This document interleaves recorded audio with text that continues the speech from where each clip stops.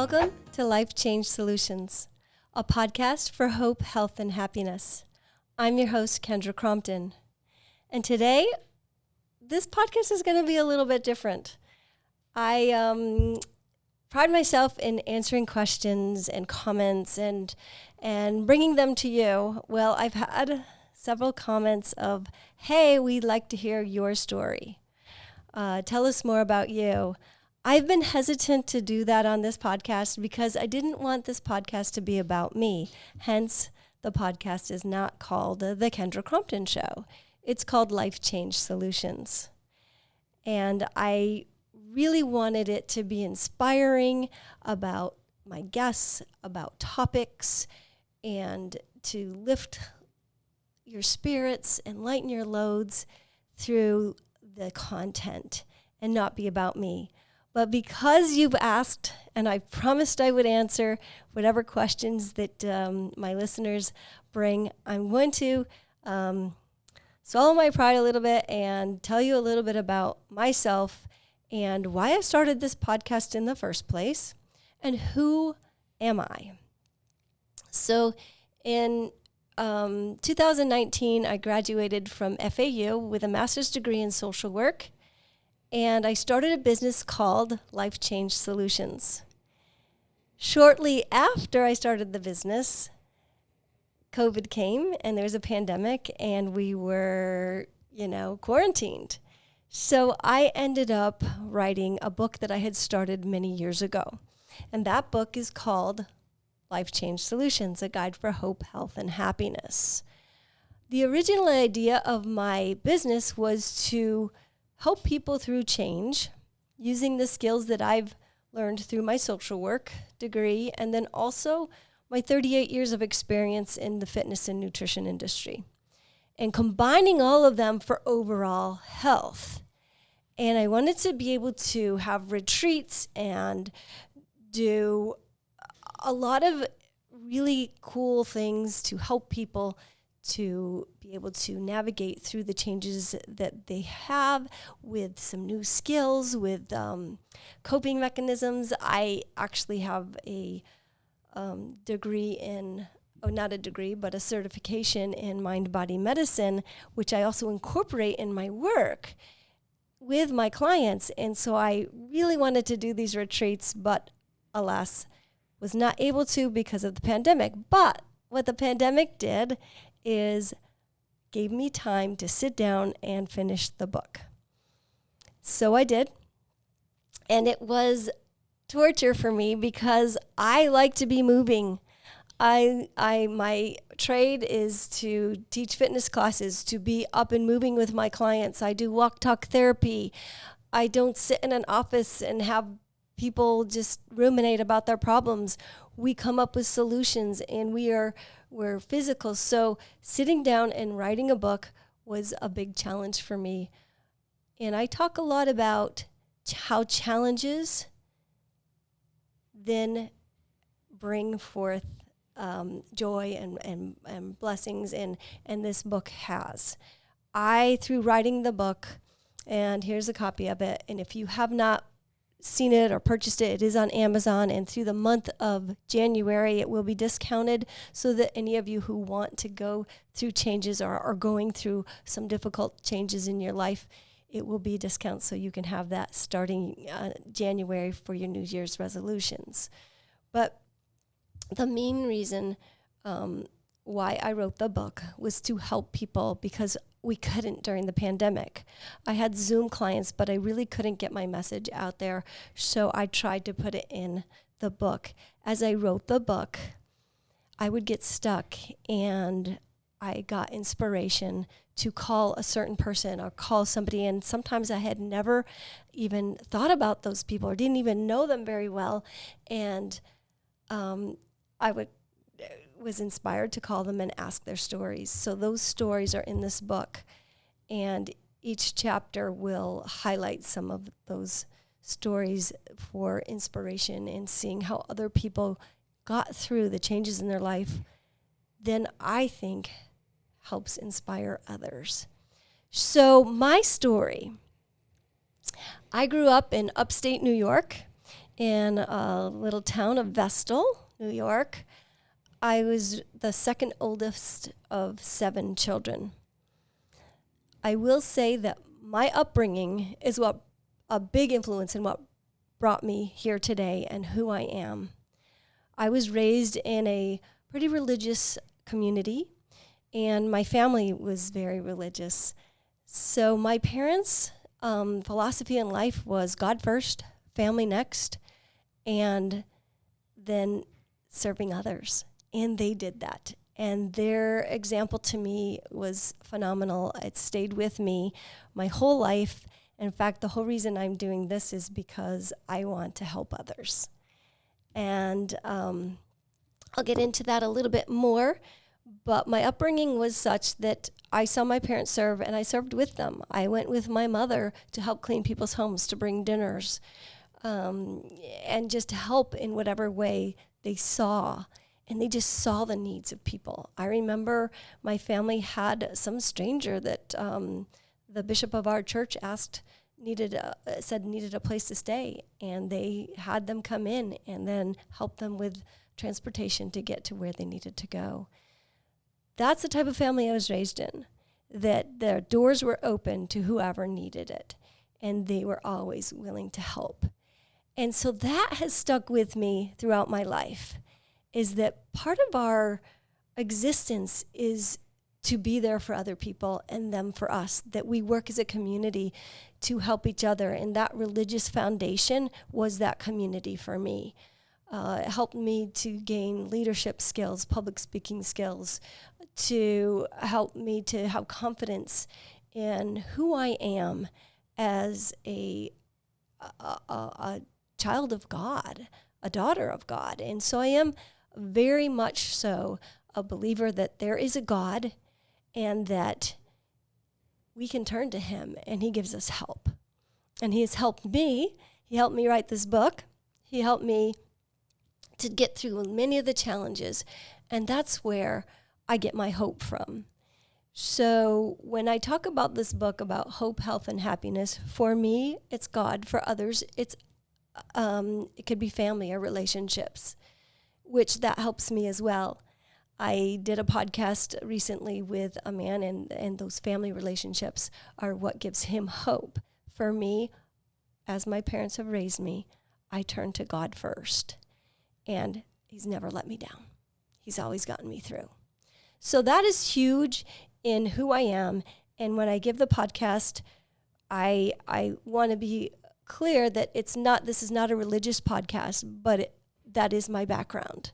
That I believe there's a higher power.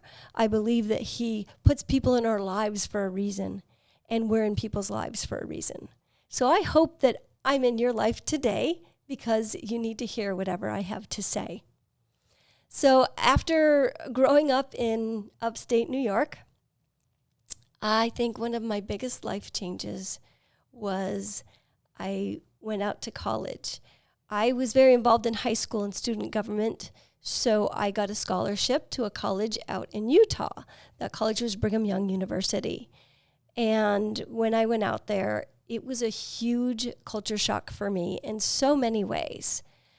I was not prepared for the environment. I wasn't prepared for the culture. I had only grown up in this small town and then went to a smaller town, and I was not happy. And it was very difficult for me to find happiness there. And how I did that has stuck with me throughout my life. I was able to find 2 guy friends who we talked about everything. They could talk to me, I talked to them. And the big thing was we skied together. So I found happiness in that. I didn't particularly still feel like I fit in that culture and that arena, but I had 2 friends. And if I can say anything to all of you out there, you just need one friend to sometimes get through. Just someone you can bang off your vent to, and they'll listen without judgment, and they're there for you. So that was really kind of the first life change that I had that was challenging for me, and that's how I got through it, was finding the one good thing, and that one good thing was skiing for me. And I still go out every year, and I ski out in Utah. It's something that my dad taught us to do. He even though he had 7 kids, and we didn't have a lot of money growing up, by the way. My dad had his own business, but he did something he was passionate about. He did something that was fun for him and for our family. He made campground brochures, but he also loved to ski. And to afford to have 7 kids ski, he was on ski patrol. So I started skiing at the age of 6 years old, and it has been a love. And now I am so grateful that I have the opportunity to do that, because I have family out there and I can go and ski relatively inexpensively. So that is one of the things that I found, that as we go through life, find something that you're passionate about and do it. Even if it costs a little bit, do those things that bring you happiness and joy. And I do believe you can find joy in every day, even if you're not skiing, although skiing does bring me joy. So I try to find something that brings me joy every day. And to this day, I'm pretty good at it. I love to rollerblade. I love to work out. I love talking to friends. All of these things bring me joy. Reading.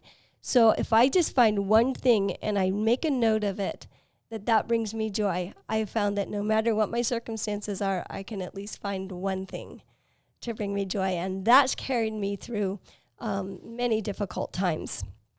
The next big challenge that I had in my life, or big change, was I decided at age 21 to serve a mission for my church. And I will say it's one of the hardest things I've ever done. But also, I learned and grew more than any other time in my life at that point. And I learned what's the purpose of life.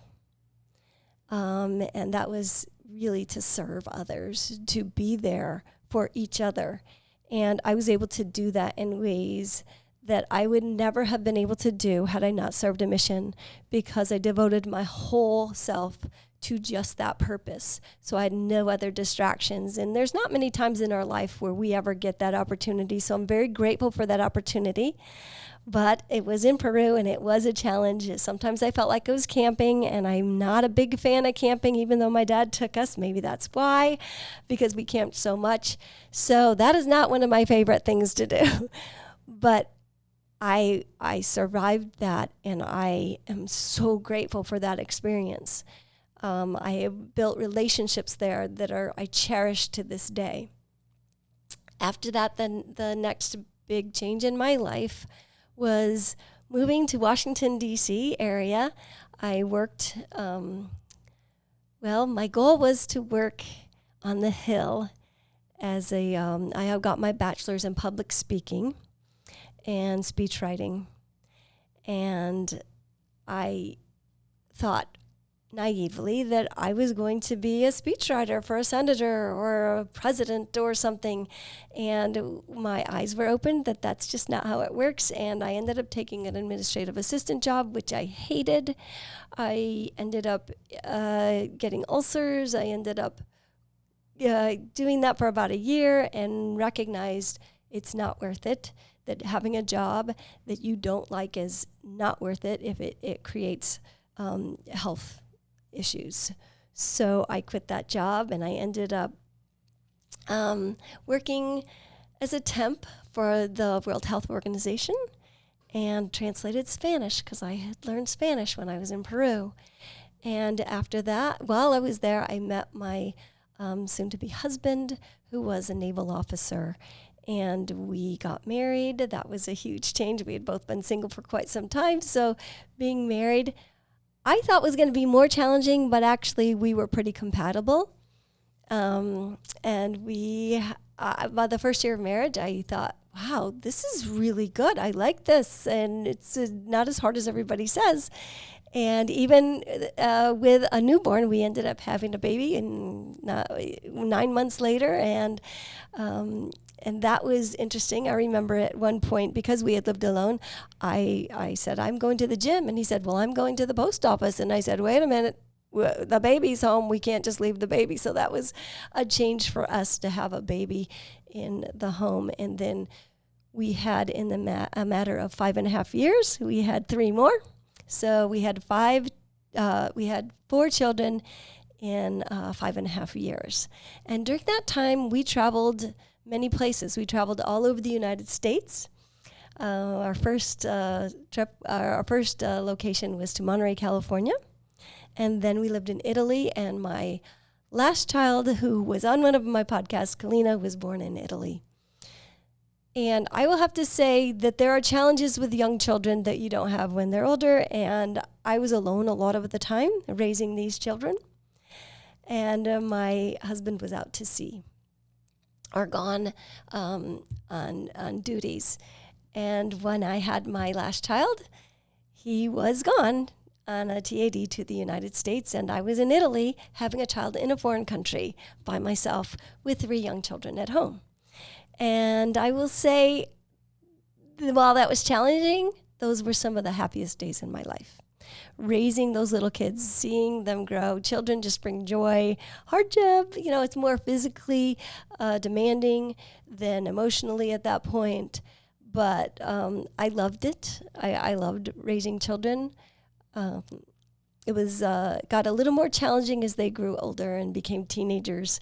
And navigating that balance, and I have a podcast on that, the balance between love, boundaries, and freedom.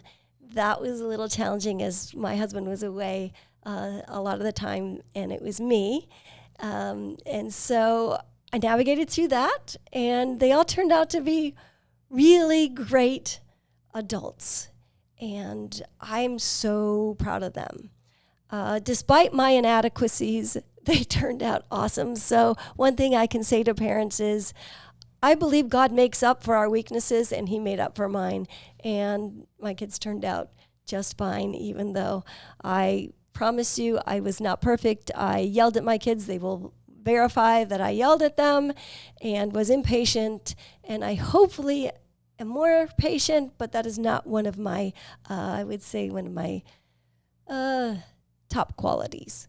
So I'm working on it. Patience is a virtue, they say. It's a virtue I'm still working on. And then after we raised our kids, we decided to move down to Florida. And while we were in Florida, 7 months after we moved here, my husband decided he no longer wanted to be married. And we were divorced, which was heartbreaking for me. And I went through a period of mourning the expectations that I had, expectations that our family would be together forever. It's something that I was raised to believe, that not only here in this world, but in the eternities we would be together as a family. That was very, very challenging for me. And I was very sad about that. And even today, sometimes, as you can see, I'm emotional about it, that can come up for me. And while it's not what I expected, things are good. In fact, as I'm giving this podcast, I have kids who are traveling home to be with me this holiday season. This podcast will come out after the holidays. And maybe I'll be able to get them on the podcast. We'll see. I've had one already. But as I went through that divorce, I cried for about 3 months, and then all of a sudden I just said, I looked in the mirror and my eyes were puffy, and I was like, I am not going to cry one more day. I've mourned this, and now it's time to move on. And I remember very clearly sitting at my kitchen table, deciding what I was going to do. At that time, I was 54 years old, and I felt like I was pretty young still. And while I still had the fitness, I have done fitness and taught water aerobics and fitness classes, and I was doing that at the time. I really felt like I wanted to do something more, and that I had a good 25 years that I could do that. So I thought about what I like to do, and I like to help people. So I decided to go back to school at age 54 and get my master's degree in social work. And can I tell you, that was the biggest challenge I had ever got to in my life at that point. Just navigating technology, and all these young kids knew how to do it. I remember I couldn't scan in a document, and I got points taken off because I didn't scan it in time. I learned how to do that. By the end of the semester, I was able to scan in documents because I did not want points taken off because I couldn't scan something in. So I learned, even though that was hard, I learned things, and I grew, and I became more of who I think I'm meant to be. I learned more about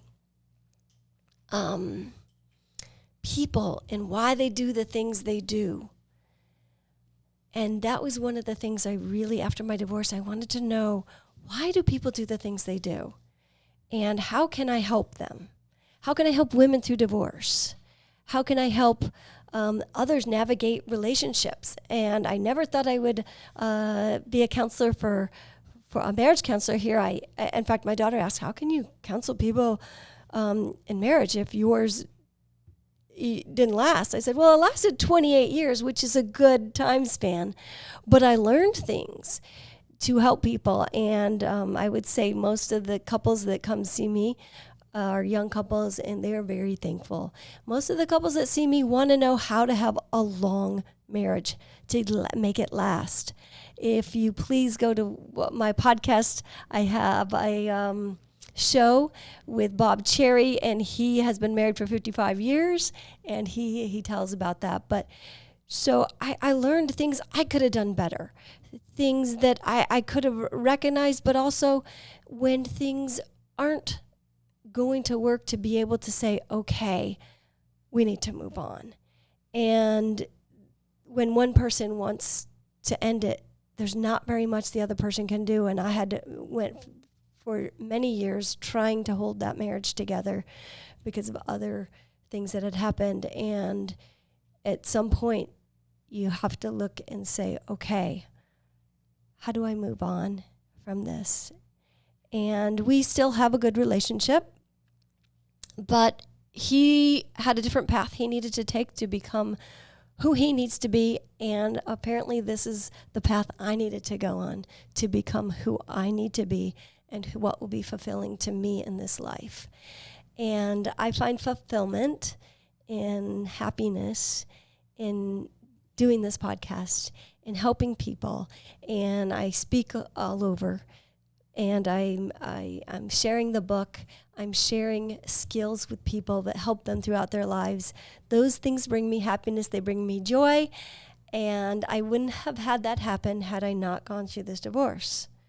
So those times that are the most difficult for you, those challenging times you think you can't get through, I am an example of how you can get through them, and things can be good and even better than you ever imagined. Because I never imagined I would ever write a book, that I would ever go back to school, and I learned so much. I have to say, I love learning. I'm a lifelong learner. I still study and read whatever I can to learn more about so many different things. And it brings me happiness to learn. And so that's one of the things that I think brings me happiness. Now, one of the questions that one of the listeners asked me is, well, what do you do for fun? Well, I mentioned that I like to ski. I also love to rollerblade, so I still rollerblade at 60 years old. I love to work out. I love to go to the beach, and I love to travel. So someday I hope to get to some of these bucket list places like Machu Picchu and Galapagos Islands. Those are things I look forward to. And one of the things that I studied about happiness is you need to have things to look forward to, even if it's on a daily basis. So if in a day I think it's a stagnant day, I think about, okay, what can I look forward to? And maybe that's just taking my bath at night. And I love to take a bath at night. And it just helps me wind down. And the other thing I love to do is go for walks. I go for long walks. Sometimes I listen to podcasts. Sometimes I listen to books on tape, and sometimes I'm talking to a friend. So all of you friends out there that I'm talking to, you know I'm walking when I'm talking. And then I will say that the thing that brings me the most happiness in this life is my children. Watching them grow. When they call me because they have something they want my advice about, it makes me feel like I'm needed, that they love me, that they care about me, and they always are great at showing that.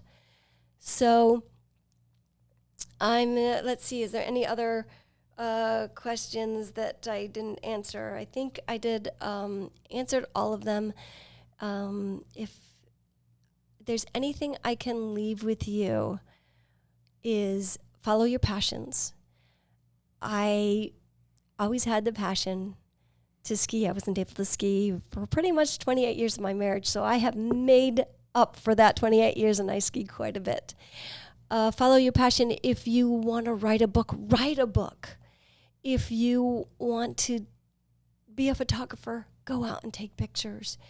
If whatever it is you're passionate about, it took me sitting down at my kitchen table and deciding, who do I want to be?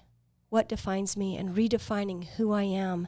Not just a mother, not just a wife, but who am I and what do I want to do for the rest of my life? So it's never too old to do what you want to do. I'm proof of that. You can go back to school at 54. I met a lady who just got her degree, and she was 89 years old, and she got her bachelor's degree. So it's never too late to follow your passions, follow your dreams, and do them, and do it. Even if it's hard, because I'm going to tell you, going to school was very hard for me. Going through a divorce was very hard for me. I'm not going to say everyone go get a divorce. Absolutely not. Work on that marriage. I think relationships are really important. And that is one of the things, too, I guess I harp on a lot in my podcast is, if you don't have a friend, like I told you in the very beginning, get a friend, join a group, be a part of a religion or some type of group. There's so many on the internet that you can join. There's one for traveling singles, and I've met a ton of people through that. Find someone that you can talk to, connect with. We are meant to connect.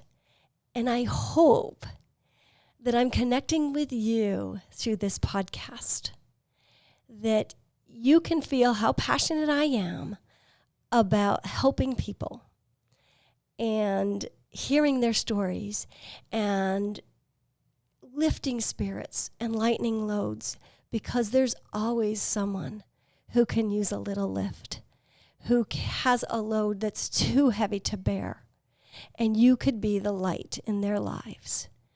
And I hope I'm that for you, and that this podcast has maybe helped some of you who are going through a hard time to see through my story that you can get through these hard times and you can make something more of your life.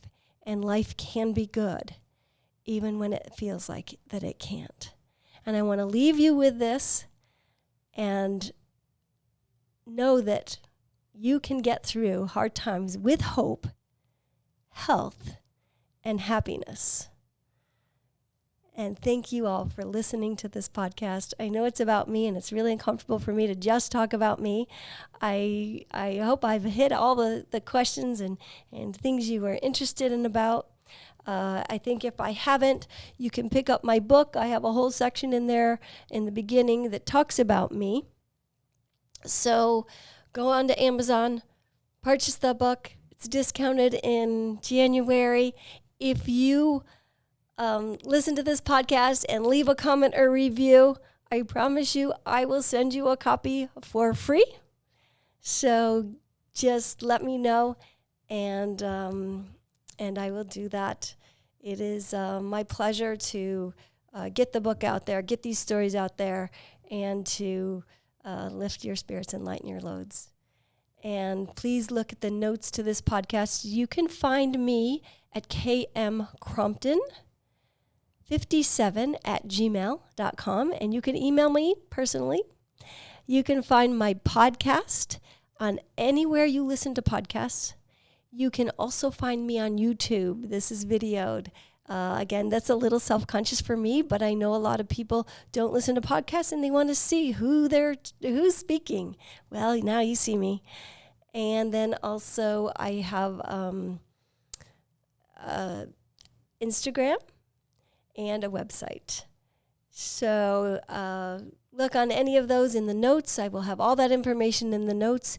And if you liked this podcast, please leave a 5-star review and also comment. I love to hear your comments. I love to know what you're thinking and how I can best serve you. Thank you again for listening to my podcast. Thank you for commenting, and I will see you on our next podcast. This has been Life Change Solutions, a podcast for hope, health, and happiness.